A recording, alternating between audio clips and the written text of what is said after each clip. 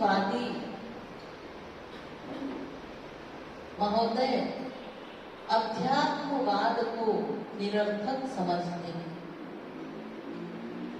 कुछ संसार आसक्त भौतिकवादी कहते हैं हमें अध्यात्मवाद की जरूरत नहीं, यानी हमें भगवान की जरूरत नहीं, खाली भौतिकवाद से ही हमारा काम चल जाए।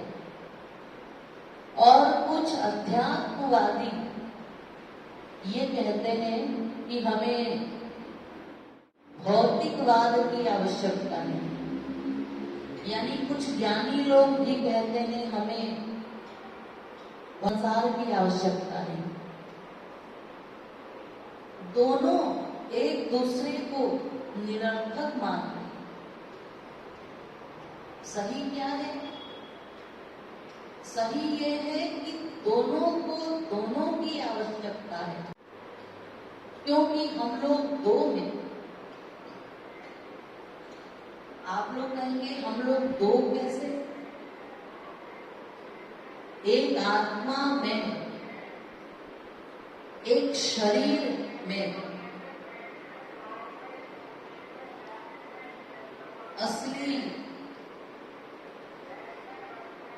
असली में है आत्मा और नकली में है शरीर। तो देखिए हम लोग दो हैं, इसलिए हमारा विषय भी दो है। आत्मा भगवान का अंश है,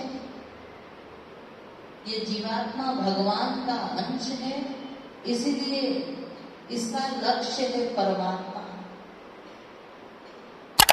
आत्मा का विषय परमात्मा और शरीर दूसरा पंच महाभूत का है, पंच तत्व का बना हुआ है, इसलिए शरीर का विषय भौतिकवाद। तो आत्मा के लिए भगवान की भक्ति करनी होगी,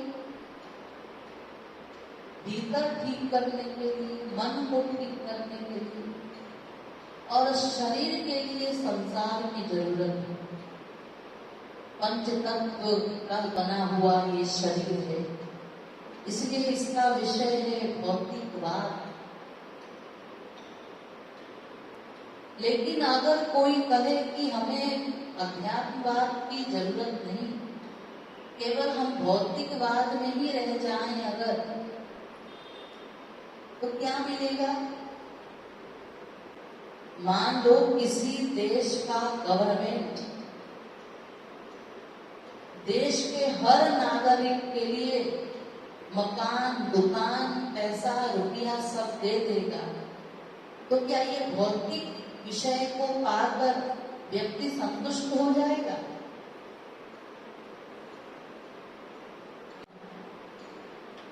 भीतर की मशीनरी को ठीक करने के लिए अध्यात्मवाद की जरूरत है। हमारे देश में एक बार अमेरिका के राष्ट्रपति आए, आइजनहावर। तो जब वो आए, उन्होंने अपनी स्पीच में दिल्ली में भाषण दिया, ये कहा कि गॉड ने हमें बहुत बड़ी बड़ी पावर दी है, साइंस आगे बढ़ रही है, बड़े बड़े अस्त्र शस्त्र बन रहे हैं, लेकिन साथ में गॉड हमारे ऊपर ये कृपा करे कि इन शक्तियों का हम सदुपयोग कर सके, ऐसी बुद्धि दे दे। सदुपयोग करने वाली बुद्धि कहां से आएगी? जब सबको मानेंगे, सबको मानेंगे तब तो सदुपयोग करने की बुद्धि आएगी, और जब सबको ही नहीं मानेंगे तो सदुपयोग कैसे होगा? इसलिए भीतर की गड़बड़ी को ठीक करने के लिए भगवान की जरूरत है, अध्यात्मवाद की जरूरत है। ये जो रशिया वाले, चाइना, रसिया, अमेरिका, ये क्या कहते हैं? विश्व शांति, विश्व शांति, हैप्पीनेस, पीस। तो उन्हें पूछा जाए, क्यों भौतिकवादी महोदय, तुम भगवान का नाम तो लेते नहीं हो, तो ये पीस कहाँ से मिलेगी तुमको? भगवान को तो तुम मानते नहीं हो। तो वो कहते हैं, देखो देखो, भगवान का नाम भी मत लो, नहीं तो हमारा भौतिकवाद का जो उत्थान है वो रुक जाएगा। तो भगवान का नाम भी तुम नहीं लोगे तो ये पीस, हैप्पीनेस, विश्व शांति, ये सब थियोरिटिकल रह जाएगा, ये प्रैक्टिकल नहीं मिल सकता किसी को।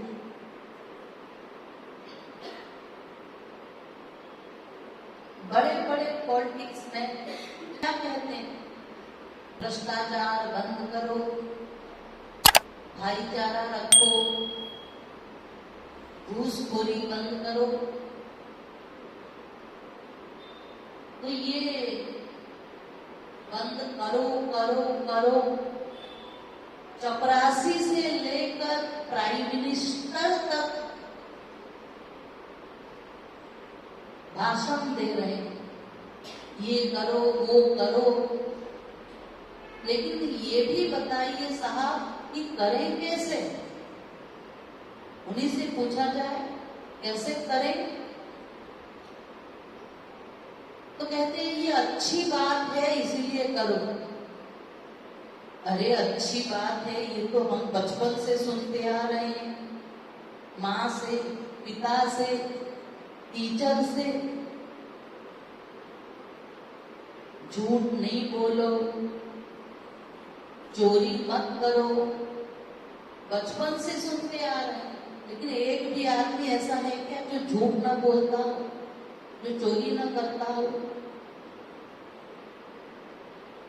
क्योंकि हम लोगों को भीतर से सच्चाई से प्यार तो है, क्योंकि हम भगवान के अंश हैं, ईश्वर के अंश हैं, तो सत्य से ही प्रेम है। लेकिन कुसंग जब मिलता है तो बुद्धि भ्रष्ट हो जाती है और मनुष्य झूठ बोलता है, चोरी करता है, सब करता है। तो कौन रोक सकता है भ्रष्टाचार को? कौन रोक सकता है? वो भी होता जा रहा है और कोई भी गवर्नमेंट आए भ्रष्टाचार नहीं रोक सकता। भ्रष्टाचार कैसे रुकेगा? जब व्यक्ति अपने अंदर पहले खुद झांकेगा, पहले अपने आप को सुधारेगा।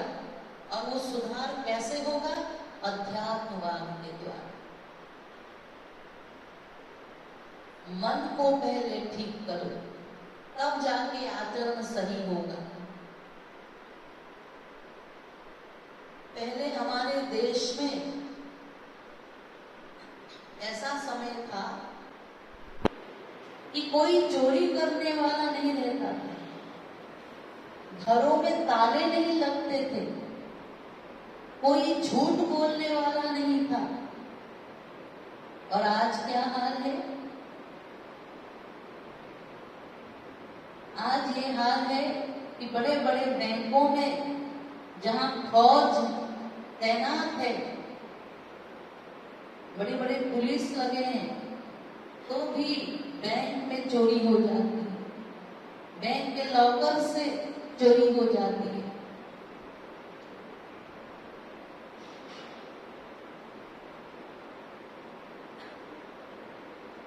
और आतंकवाद भी बढ़ता जा रहा है।